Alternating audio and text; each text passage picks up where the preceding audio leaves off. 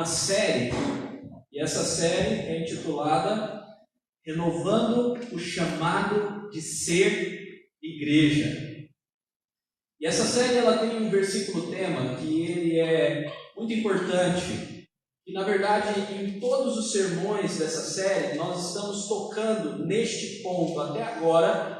Em todos os sermões nós falamos sobre arrependimento, porque nós queremos renovar, restaurar, voltar, resgatar, são expressões que nós usamos nos temas dos sermões anteriores, e nós queremos fazer isso por meio do verdadeiro e genuíno arrependimento. Então, lá na primeira carta que o Senhor Jesus Cristo direcionou à igreja de Éfeso, nós vimos que nós precisamos lembrar onde cairmos, arrependermos e voltar à prática das primeiras obras. Isso tem tudo a ver com o que nós vamos falar hoje. E hoje, o tema não é voltar, mas conservar, mas nós também falaremos de arrependimento àqueles que não estão conservando a sua vida em santidade. Então hoje o tema, em Apocalipse capítulo 2, a partir do versículo 18, nós vamos aprender um pouco sobre conservar ou conservando-se em santidade por meio da carta à igreja em Tiatira.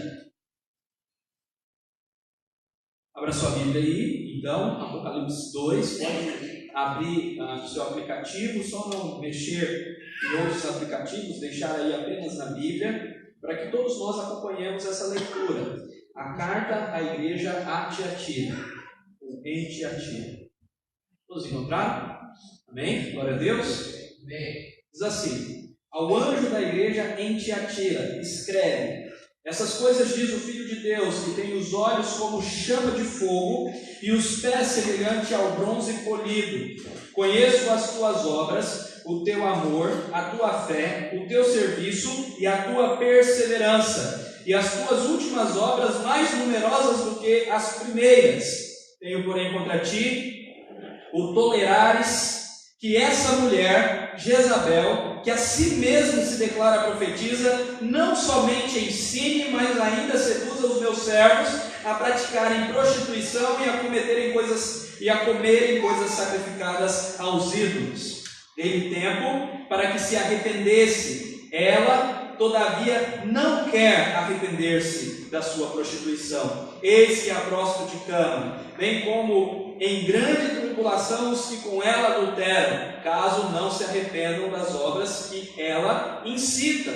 Matarei os seus filhos, e todas as igrejas conhecerão que eu sou aquele que sonda mentes e corações, e vos darei a cada um segundo as vossas obras. Digo, todavia, a vós outros, os demais de Tiatira, os tantos quantos não têm essa doutrina e não conheceram, como eles dizem, as coisas profundas de Satanás, outra carga não jogarei sobre vós. Então somente conservai o que tendes até que eu venha. Ao vencedor que guardar até o fim as minhas obras, eu lhe darei autoridade sobre as nações, e com cetro de ferro as regerá e as reduzirá a pedaços, como se fossem objetos de barro. Assim como também eu recebi do meu Pai, dar-lhe-ei ainda a estrela da manhã. Quem tem ouvidos, ouça o que o Espírito diz às igrejas. Amém. Essa é uma das cartas mais fortes. Talvez essa e a próxima, Sardes, seja a carta onde o Senhor repreende mais duramente a igreja. E o tema desse texto, nitidamente, é santidade, mais especificamente santidade moral. Ele está combatendo uma praga perniciosa, que é o adultério ou a fornicação.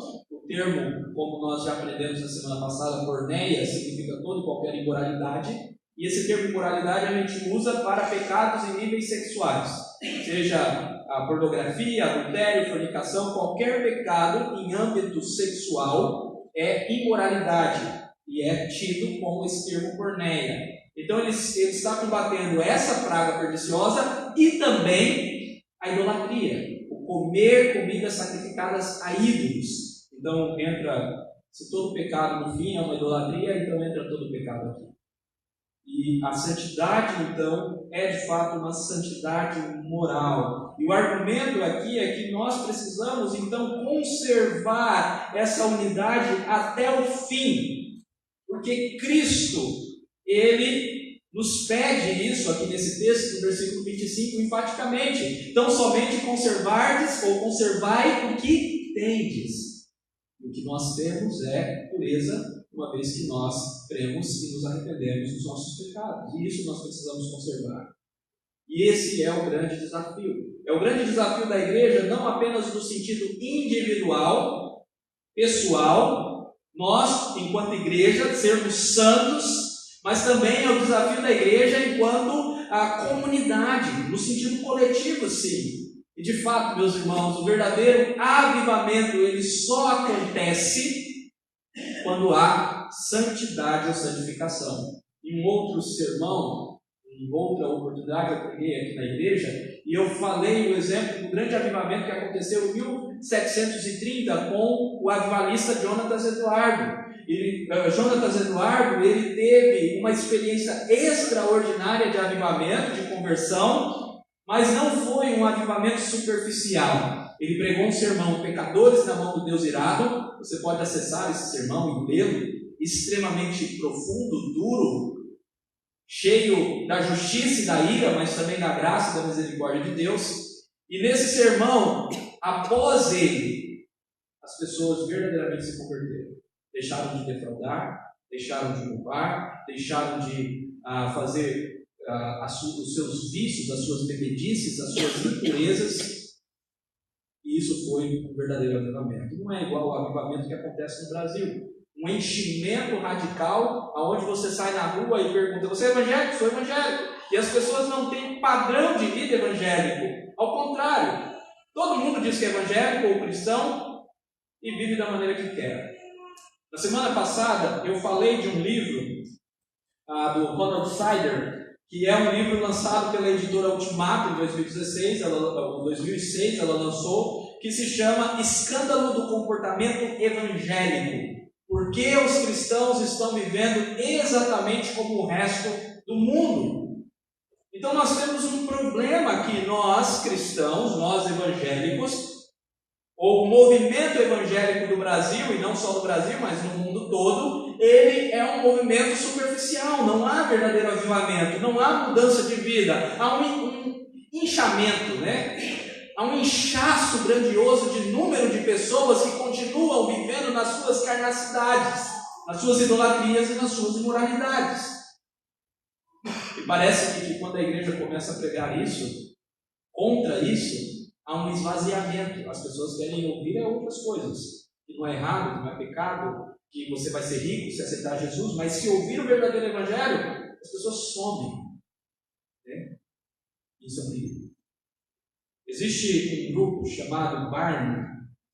Esse grupo é um instituto de pesquisa cristão conservador. Você pode acessar na sua internet, é muito fácil encontrar várias pesquisas deles que trazem um pouco sobre o comportamento evangélico. Eu quero trazer para vocês alguns dados, algumas estatísticas que eu tirei tanto do Barna como também de outros institutos de pesquisa, só para vocês terem ideia do que eu estou falando. Essas são estatísticas verdadeiras, são estatísticas de gente séria que está pesquisando e está preocupado, não está querendo apenas expor números, está querendo confrontar uma realidade que acontece no mundo afora. Olha só, primeira coisa, nos Estados Unidos, cristãos conservadores se divorciam mais que ateus.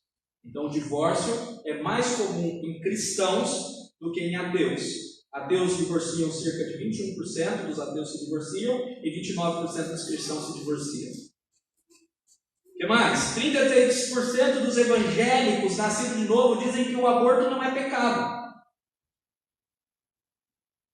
A porcentagem de homens evangélicos envolvidos com pornografia não é diferente daqueles que não são cristãos. 68% dos homens evangélicos são viciados em pornografia na internet. 49% dos evangélicos acreditam que viver a dois sem se casar, ter uma vida marital, um ajuntar, não é pecado. Quase 50% dos evangélicos. 26% dos evangélicos tradicionais das igrejas históricas entendem que sexo antes do casamento não é pecado. 46% dos não tradicionais entendem que não há nada de errado, moralmente errado, em fazer o sexo antes do casamento, desde que haja amor.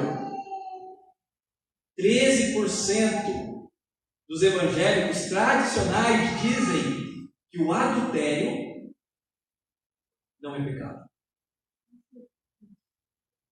E 19% dos não tradicionais. Esses não tradicionais são os liberais, são esses que surgiram mais cedo, ou mais recente.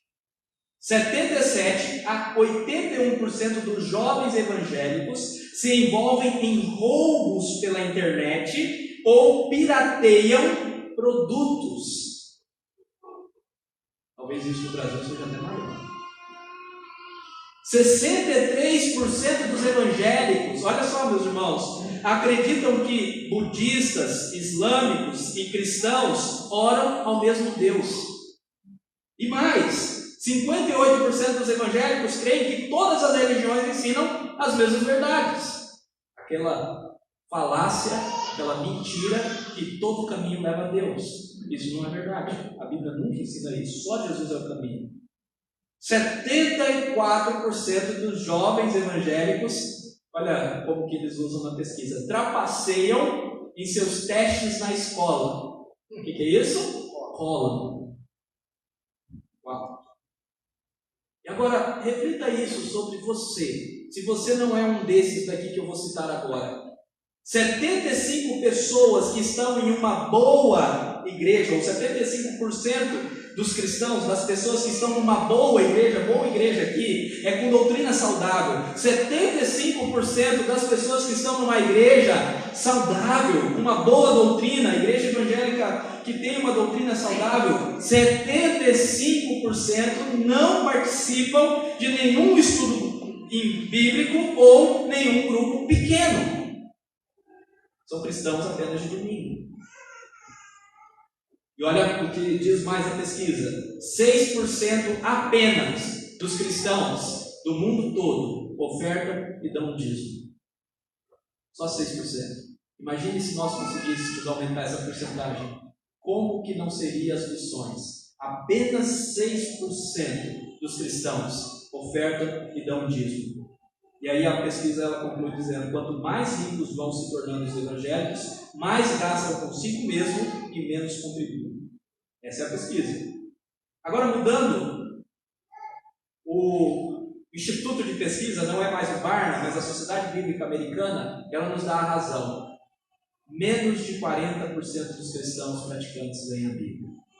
E outro instituto, o Americano de Fé e Cultura, diz que a maioria dos cristãos não conhecem a Bíblia. Aqui nós achamos um problema. Se não conhece a Bíblia, se não lê a Bíblia, isso aqui vai ser realidade. Meus irmãos, que escândalo está sendo o movimento evangélico. E como a gente precisa resgatar a santidade, o viver por Cristo, o viver correto. Amém? Vamos ver o que esse texto diz. O texto começa aí no versículo 18. Olha só. Ao anjo da igreja em Tiatira. Aqui nós temos então uma carta, como eu tenho explicado, direcionada ao mensageiro, ao pastor da igreja, e ele escreve a uma igreja que está numa cidade chamada Tiatira. Essa cidade não tem muito o que se falar dela. Ela era uma cidade, um centro comercial que era governado por guildas. O que são essas guildas? As guildas eram sindicatos comerciais. Se você é um comerciante e não gosta de sindicato, ali também não era bom não. Essas guildas, esses sindicatos comerciais, eles tinham um caráter religioso. E aqueles que comercializavam, que vendiam, como por exemplo Priscila era natural de Tiatira, ou melhor, Lídia era natural de Tiatira, e ela se converteu e ela era vendedora de púrpura. Então ela participava antes da sua conversão de uma guilda. Ela vendia, ela comercializava. Só que essas guildas, elas eram também religiosas. E para participar delas, precisava cultuar, adorar e praticar promiscuidade sexual no culto aos deuses que essas guildas adoravam. E vocês já devem ter percebido que o culto ao deus grego, ou a qualquer deus grego, envolve muito imoralidade sexual. Alguns destes, eu já citei, o culto era feito por meio de relações sexuais, com prostitutas cultuais. Eram sacerdotisas dos templos que faziam ou mantinham relações sexuais com os homens para que pudessem cultuar esses deuses.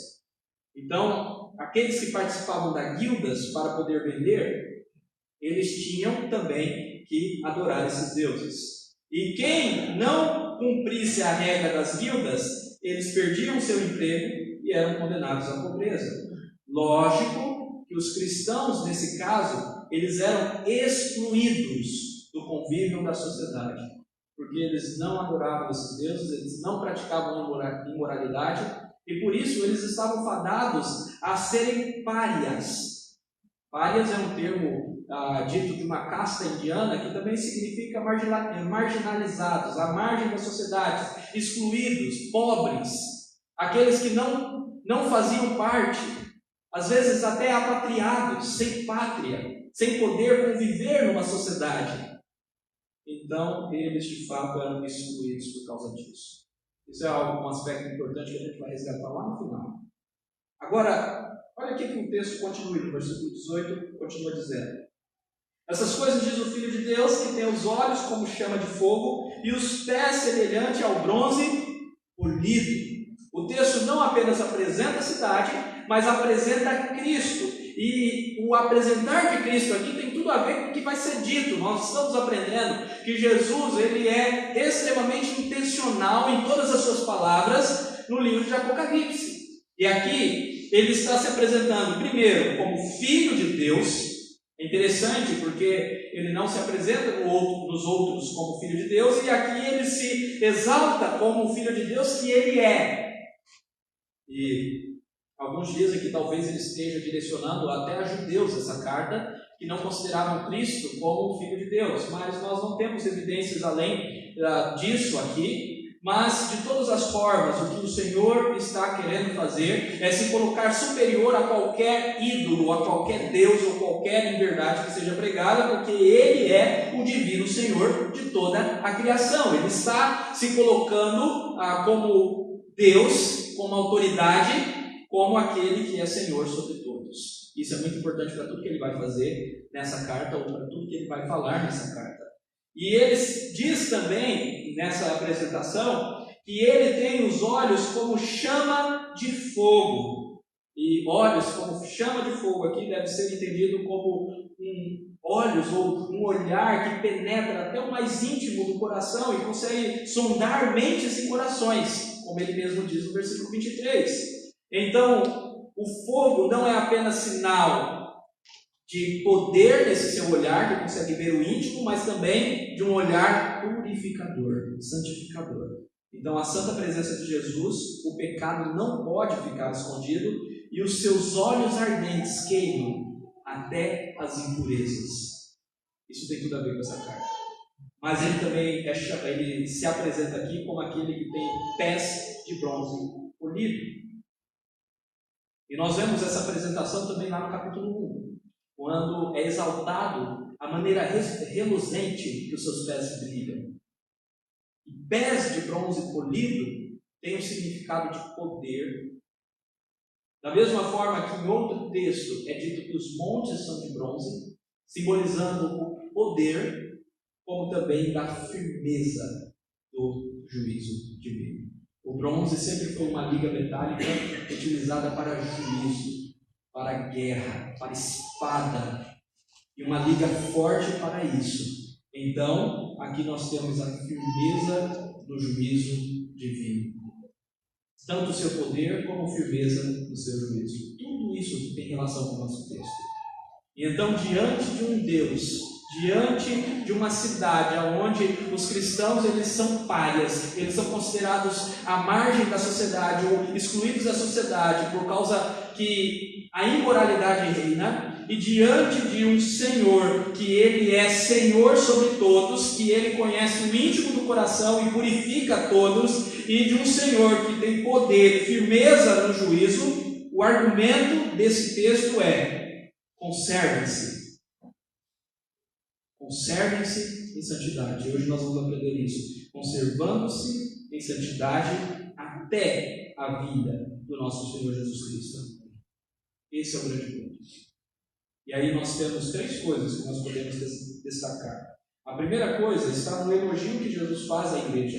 Nós nos conservamos em santidade quando nós estamos progredindo gradualmente no viver para Cristo. Olhem aí comigo o versículo 19.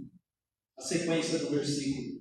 Conheço as tuas obras, o teu amor, a tua fé, o teu serviço, a tua perseverança, as tuas últimas obras mais numerosas do que as primeiras. Sempre o Senhor Jesus Cristo começa com um elogio. Apenas 2 igrejas Jesus não elogia, mas em todas as outras, das 7, ele elogia. E aqui o elogio ele é significativo. Ele começa dizendo: conheço as suas obras, algo que ele já falou e a outras igrejas como Éfeso, Sardes, Filadélfia e Laodiceia ele vai falar. Então o Senhor Jesus ele é conhecedor daquilo que nós fazemos, tanto individualmente, tanto enquanto indivíduos no dia a dia, como também coletivamente, as obras da igreja como um todo. O Senhor conhece. Agora, o que é extraordinário aqui é que nesse elogio ele lista 4 obras que são fundamentais para a igreja, e ele elogia no final dizendo que essas obras elas estão progredindo, elas estão maiores, ou eles estão fazendo mais numerosas obras do que eles faziam anteriormente. Então era uma igreja que estava em constante crescimento, ela crescia gradualmente. Isso é muito importante para nós, meus irmãos, porque igreja tem que crescer. Tem que crescer tanto em santidade como em números. Igreja saudável cresce. Então nós precisamos amadurecer. Nós precisamos gradualmente aumentar as obras que fazemos para Cristo. E se vocês observarem, 2 dessas obras, amor e fé, são mais interiores, apesar de que amor sempre nas escrituras sagradas diz respeito a serviço, a fazer, mas como ele listou o serviço logo em seguida, então vamos entender como coisas mais interiores, o amor a Deus acima de tudo, a afeição sendo direcionada ao Senhor, e a fé que é o meio que nós temos a salvação de Cristo Jesus, que é o escudo que impede que os dardos inflamados do inimigo cheguem até nós. A fé, o viver verdadeiro pela fé, que faz com que nós continuemos firmes nessa caminhada. Então, tanto o amor como a fé gera 2 coisas. O amor gera o serviço, e a fé a perseverança. Conseguem ver isso? Ele diz: olha, eu conheço as obras de vocês. Eu conheço o amor, a fé e o serviço e a perseverança. O amor que gera o serviço e a fé que gera a perseverança. Então ele está falando de 2 coisas interiores e 2 coisas exteriores que são diretamente relacionadas. E essa igreja ela estava crescendo. Talvez o elogio mais significativo tenha sido a última parte desse versículo 19, quando ele fala: e as tuas últimas obras mais numerosas do que as primeiras. Imagina o Senhor Jesus chegando aqui para nós hoje falando: olha, Nova Aliança, eu conheço as suas obras e sei que hoje vocês estão fazendo muito mais, vocês estão me amando mais, vocês estão tendo mais fé, estão gerando mais serviço, vocês estão perseverando mais do que era em 2013, quando fomos organizados. Uau! Que elogio! Então, meus irmãos, nós precisamos conservar em santidade, continuando a crescer. Se nós não crescemos, nós vamos regredir. Nós precisamos crescer em santidade, crescer em maturidade, crescer no amor, crescer na fé, no serviço e na perseverança. É para isso que Deus nos salvou, para nos tornarmos, e o alvo é Cristo. Então, Tem muito ainda para a gente labutar até chegar lá, para nós nos tornarmos semelhantes a Cristo. Vocês estão entendendo? Está claro? Então precisamos progredir. Agora, na sequência, de maneira abrupta, ele entra naquilo que ele tem contra a igreja. Ele entra na exortação, ele entra na repreensão. E aqui na repreensão nós vamos aprender que para conservar em santidade, para nos conservar em santidade, nós precisamos nos arrepender. Nós nos conservamos em santidade quando nós nos arrependemos da idolatria e da imoralidade. Olha como o texto continua. Eu vou ler até o versículo 23. Prestem bastante atenção. Tenho, porém, contra ti o tolerares que essa mulher Jezabel, que a si mesmo se declara profetisa, não somente ensine, mas ainda seduza os meus servos a praticarem prostituição e a comerem coisas sacrificadas aos ídolos. Dê-lhe tempo para que se arrependesse. Ela todavia não quer arrepender-se da sua prostituição. Eis que próximo de cama, eis que há próximo de cama, bem como em grande tribulação, os que com ela adulteram, caso não se arrependam das coisas que ela incita.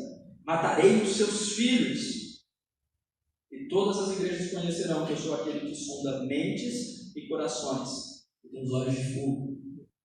E vos darei a cada um segundo as vossas obras. Aqui nós encontramos o problema.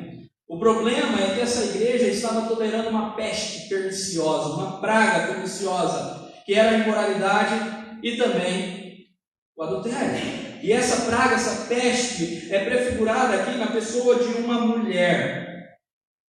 E essa influência dessa mulher estava crescendo como câncer, como fermento que leveda toda a massa, que Paulo fala em 1 Coríntios 5, combatendo o próprio pecado de imoralidade. Então, era uma coisa séria. Agora, diferentemente do que estava acontecendo na carta anterior à igreja de Pérgamo, que nós aprendemos na semana passada nós vimos que também em Pérgamo tinha pessoas que estavam pregando ou ensinando heresias, as mesmas coisas, imoralidade e idolatria. Só que aqui nós vemos que a igreja se contaminou. Lá em Pérgamo nós vemos as heresias, mas não a contaminação da igreja. Aqui não. Aqui nós vemos que alguns caíram em adultério juntamente com essa mulher. O nome dessa mulher é significativo, ela é chamada de Jezabel. E por que é significativo? Porque Jezabel é o nome da mulher de Acabe, um rei, está lá registrado em 1 Reis 16 e vai até 2 Reis 9, a história de Acabe e Jezabel. E Jezabel era uma mulher que seduziu as pessoas no Antigo Testamento à imoralidade sexual, idolatrias. Ela seduziu seu próprio esposo a essas coisas. Jezabel instigou Acabe a adorar Deus, o deus pagão Baal e a deusa Azerá, que são ambos deuses que são imorais. Baal, inclusive, da onde vem bacanal, é um termo imoral. Então, Jezabel provavelmente não era esse o nome da mulher profetisa que estava derrubando os cristãos. Aqui nós temos como o Antipas do texto anterior um pseudônimo, que é um nome só para apontar uma realidade, é um apelido. João, ou Cristo, por meio de João, está dizendo aqui: olha, vocês têm uma Jezabel, vocês têm uma mulher terrível, adúltera, imoral, que está seduzindo o meu povo a pecar. E é exatamente a mesma coisa então que Jezabel é culpada no Antigo Testamento, que essa mulher que se autodeclarava profetisa. Aqui nós temos um misticismo, uma profetisa que contraria a palavra de Deus. Meus irmãos, nós vivemos uma era muito mística, aonde se levantam profetas, ditos profetas, auto-intitulados profetas, e dizem coisas que a palavra de Deus é contra, e levam muitas pessoas a cometerem esses pecados. Olha só, nós temos uma profetisa assim aqui. ela se auto-intitulava profetisa e ela começou a ensinar o quê? Ao contrário à palavra de Deus. Meus irmãos, tudo que for contrário à palavra de Deus, João já nos ensinou, deve ser anátema, maldição. E mesmo que um anjo viesse e nos ensinasse outro evangelho, que não o que nós temos aqui revelado a nós devemos rejeitá-lo. Porque é a palavra que é a verdade do Senhor. Então essa profetisa, o que ela estava fazendo? Ela estava ensinando outra coisa. E essa igreja, ela pecava não apenas permitindo que essa mulher ensinasse. Então toda e qualquer permissão de ensinar coisas erradas na igreja, a igreja é culpada por causa disso. Então a igreja, olha só o que Jesus disse: e vocês toleram, e não somente vocês permitem que ela ensine, mas ainda seduza alguns a cometerem adultério, prostituição, a praticarem prostituição, termo porneia. Interessante que vem antes prostituição do que coisas, ou a comerem coisas sacrificadas aos ídolos. Inverteu a ordem aqui da igreja de Pérgamo. Então, a cometerem prostituição e a comerem coisas sacrificadas a ídolos. Eu já expliquei aos irmãos que Paulo ele ilustra ou ele explica melhor sobre coisas sacrificadas a ídolos em sua carta aos Coríntios. E lá ele explica que nós não temos como barrar que nós compremos coisas dos açougues, seja lá de onde for, e levemos para as nossas casas coisas que não foram dedicadas a Deus, às vezes foram dedicadas a ídolos. E nós precisamos apenas dar graças e comer, desde que isso não escandalize ninguém. Está lá em 1 Coríntios. Agora, Paulo proíbe participar de um culto pagão onde tem comida. Então, qualquer festa que nos convide, seja idolatria a ídolos, seja candomblé, seja catolicismo, seja qualquer que for, nós não podemos ir. Por quê? Porque é errado comer no ambiente onde eles estão cultuando o demônio, essas comidas. Isso é idolatria. Paulo nos ensina isso em 1 Coríntios. Então, meus irmãos, não é errado você comer se você comprar fora do ambiente onde eles estão cultuando esses demônios. São chamados de ídolos, mas Paulo mesmo disse que são demônios. Não é errado. Mas é errado você participar de um culto a esses ídolos e comer da comida lá, você se torna então um participante. Isso é errado. Entendido? Então essa mulher, ela provavelmente estava envolvida com as guildas.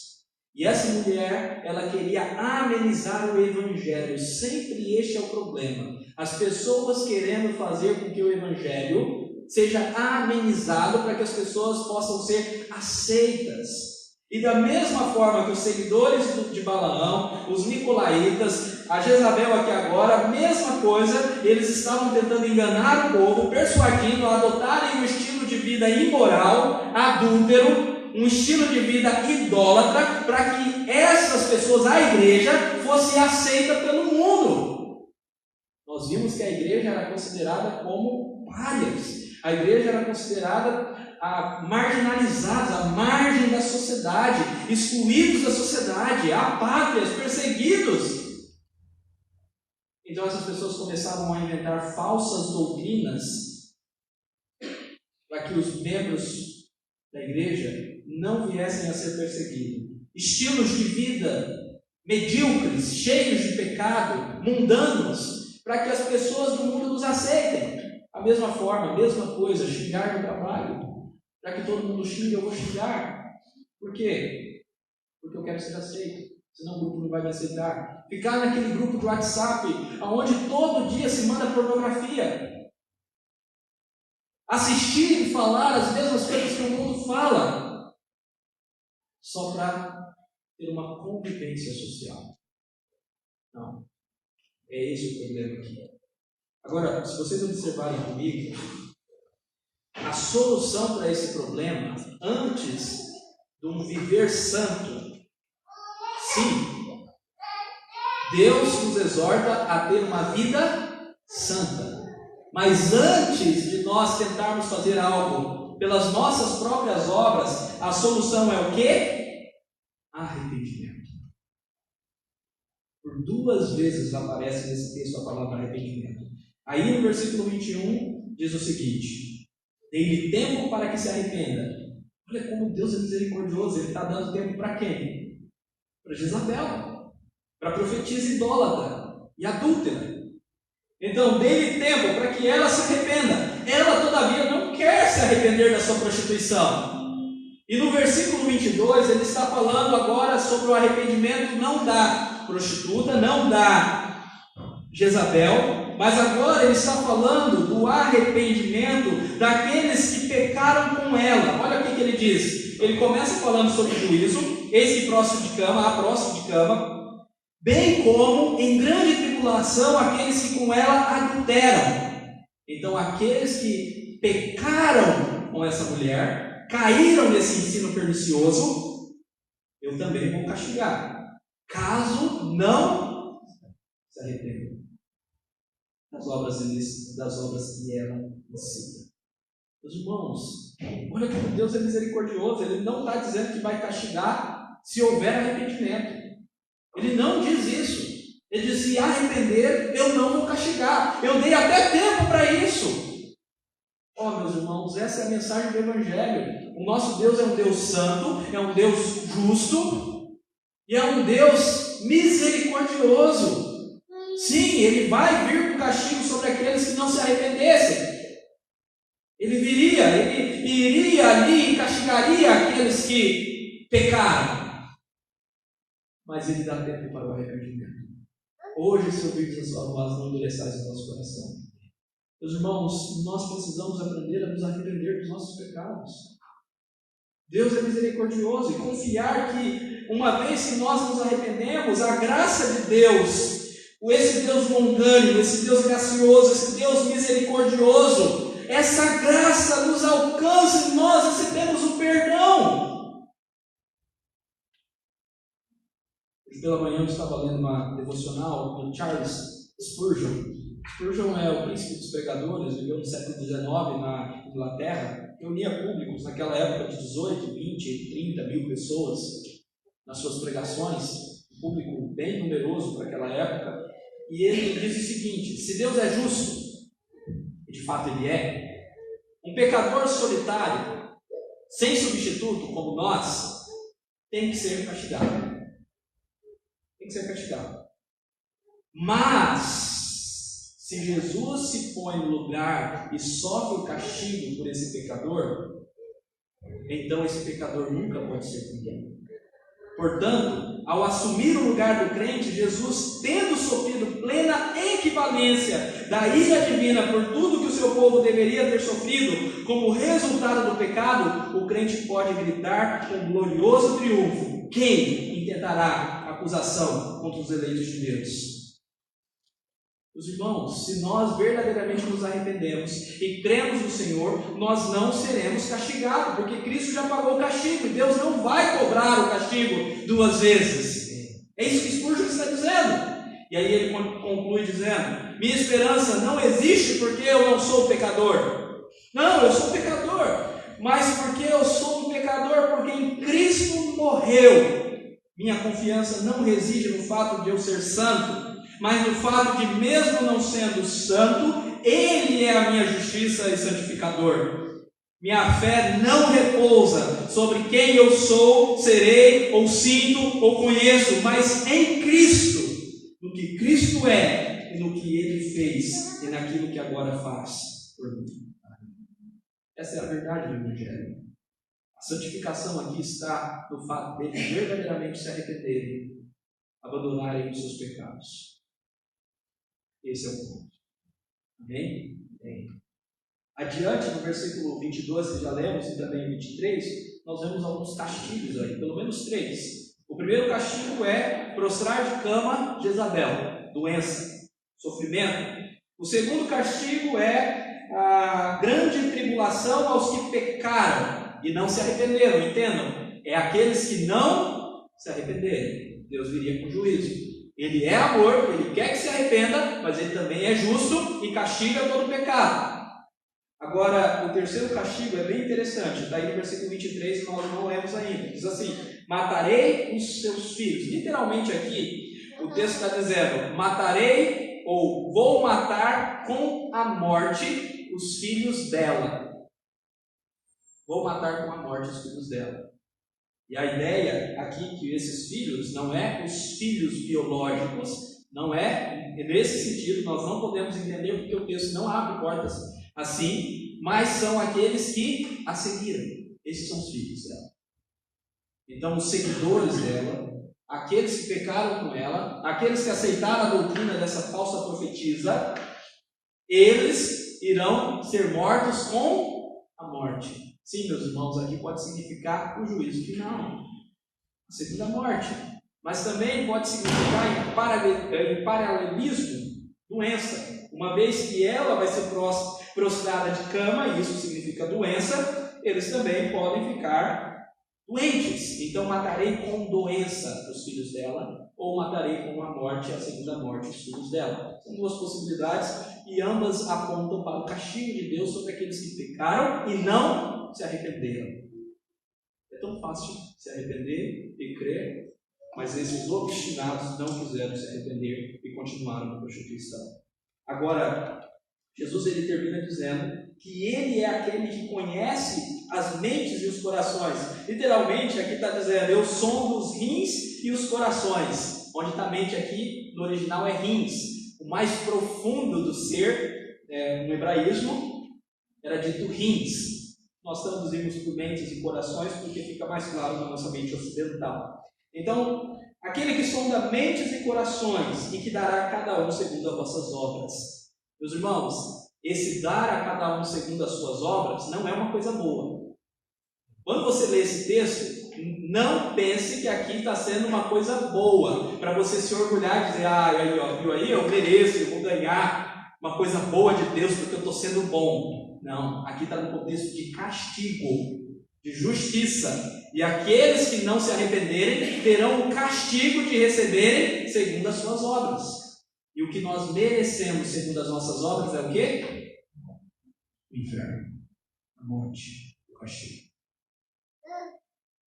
Claro, no outro texto Jesus fala de um certo galardão, mas não é esse texto, nós não vamos explorar aqui. Aqui ele está falando de castigo. Dar aos homens segundo as suas obras é castigar os seus pecados. Isso não é bom. Então, se arrependam. Se arrependam. É isso que Deus está falando. Por fim, meus irmãos, o último ponto. Nós aprendemos que também nos santificamos ou conservamos em santidade, fazendo a vontade de Cristo até o fim. Olha como o texto continua. Agora, mais um contraponto, voltando à parte fiel. Digo, todavia, a vós outros, agora eu estou conversando não com os pecadores, estou conversando com aqueles que se mantêm fiéis. Os demais de Tiatira, os tantos quantos não têm essa doutrina e não conheceram, como eles dizem, as coisas profundas de Satanás, outra carga não jogarei a vós outros, não jogarei sobre vós. Então somente conservai o que tendes até que eu venha. Ao vencedor que guardar até o fim as minhas obras, eu lhe darei autoridade sobre as nações. Então, aqui nós temos aqueles que não seguem a doutrina dessa mulher. Temos sempre os fiéis, que se permanecem fiéis, da mesma forma que foi com Jezabel. Um profeta que viveu no mesmo período de Jezabel foi o profeta Elias. E teve uma ocasião que Jezabel matou vários profetas do Senhor, e Elias ele ficou desesperado, em depressão, e fugiu para o deserto e se escondeu numa caverna. E o Senhor Deus falou: Elias, 7.000 ainda não se dobraram. Eu tenho os meus fiéis. Da mesma forma, Deus tem os fiéis aqui. E esses fiéis são aqueles que não caíram na doutrina errada. Eles continuaram seguindo as Escrituras Sagradas. É interessante que João ele fala: aqueles que não conheceram as profundezas de Satanás. João ou está com desdenho falando que a doutrina que Jezabel está ensinando é a profundeza de Satanás, é coisa do capeta, ou Ele está dizendo que Jezabel está ensinando que os cristãos precisam conhecer as profundezas de Satanás para viverem a sua vida cristã correta. Os dois argumentos são plausíveis aqui. E isso acontece até hoje nesse segundo caso. Pessoas dizendo, não, você precisa experimentar o mundo, senão você nunca vai saber como é bom a graça de Deus. Terrível! Meus irmãos, eu já escutei isso. Eu fui criado na igreja desde a minha infância, nunca me desviei. E já ouvi essas coisas dizendo que aquele que não tem experiência com o mundo, não conhece o mundo, então como vai evangelizar? Como vai a sua mensagem ser boa? Muitos jovens se desviam da nossa igreja por causa dessa falácia. E nós precisamos cuidar disso. Então, tanto poderia ser a palavra de Jezabel, ela dizendo, e essa era a pregação dela, vocês precisam conhecer as profundezas de Satanás, como João está desdenhando, dizendo que o que ela ensinava, de fato, é Satanás. Seja lá qual for, nós temos um grupo que não conheceu essas profundezas, graças ao bom Deus. E esse grupo, João diz, ou Jesus diz por meio de João, que não haverá carga sobre eles. Olha só o que ele diz: outra carga não jogarei sobre vós. Aqui deve ser entendido os dois versículos, esse finalzinho, versículo 25, como versículos conjuntos. E nós poderíamos ler mais ou menos assim: eu não colocarei sobre vocês outra advertência opressiva senão esta. Mantenham firme o que vocês têm. Não colocarei outra carga, senão que vocês continuem vivendo da maneira que vocês estão vivendo. E qual é a maneira que eles estavam vivendo?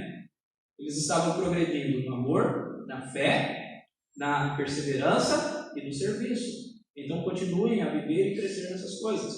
O que o texto está nos ensinando é que esses irmãos eles devem continuar a viver seguindo a palavra e seguindo o evangelho, conservar, manter firmes a santidade que eles já estavam. É isso. Continuar sendo cristãos da maneira que foi ensinada, da maneira que eles aprenderam, e viver essa pureza do evangelho, mesmo que isso cause perseguição.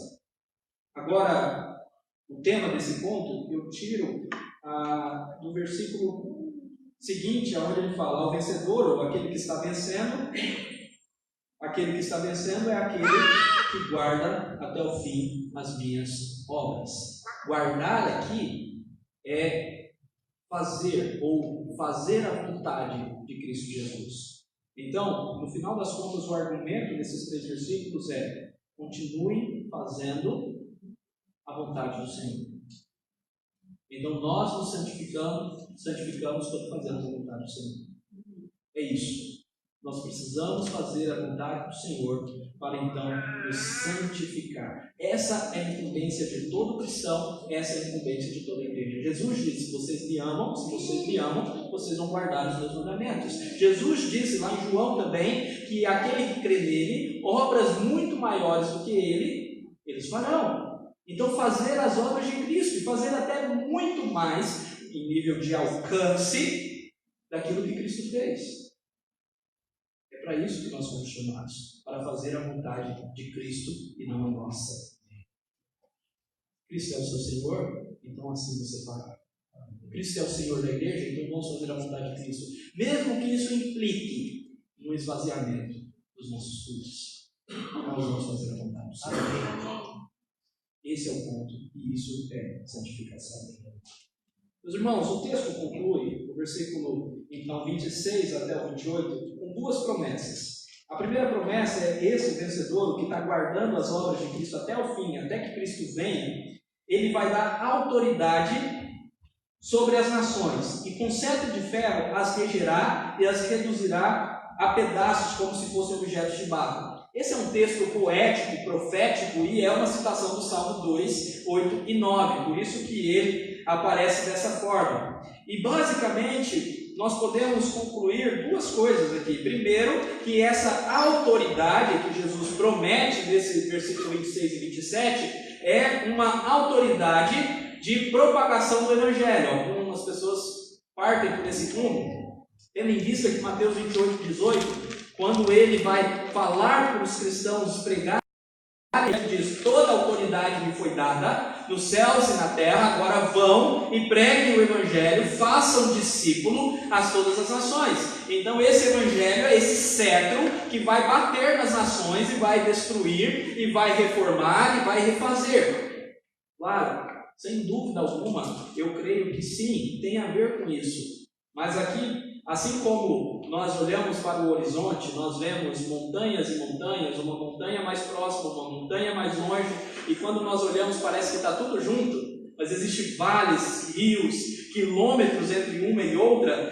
Essa profecia aqui também pode ser entendida dessa forma. Nós conseguimos ver algo próximo, a expansão do Evangelho da igreja no mundo afora, e de fato a igreja expandindo ao longo desses últimos 2 milênios, ela quebrou nações, ela refez nações, foi de fato um cetro de barro a bater, mas nós também precisamos entender isso como uma promessa escatológica.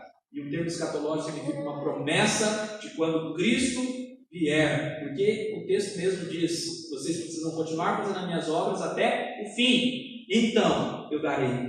Então, nós sabemos que Cristo, quando voltar, todas as nações estarão então debaixo do seu poderio e governo integralmente.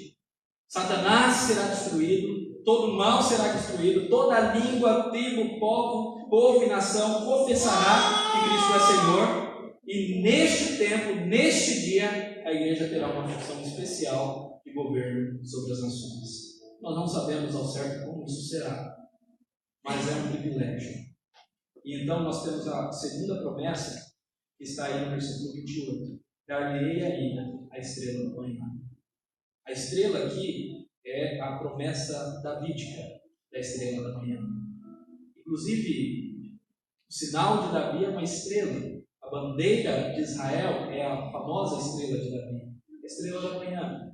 E essa estrela, ela não apenas pode ser identificada como o próprio Cristo, como em Apocalipse 22:16 diz: Jesus falando, eu sou a raiz e o descendente de Davi, a brilhante estrela da manhã. Jesus está dizendo, eu vou dar de mim mesmo a vocês, como também deve ser entendido como uma autoridade de reinar. Na verdade, as duas coisas prometidas aqui, autoridade, cetro e estrela, as duas coisas, autoridade e estrela, têm a ver com o fato de que os cristãos reinarão. Agora, sabe o que é interessante nisso? Eu disse que eu ia resgatar uma coisa lá no contexto. Presta atenção.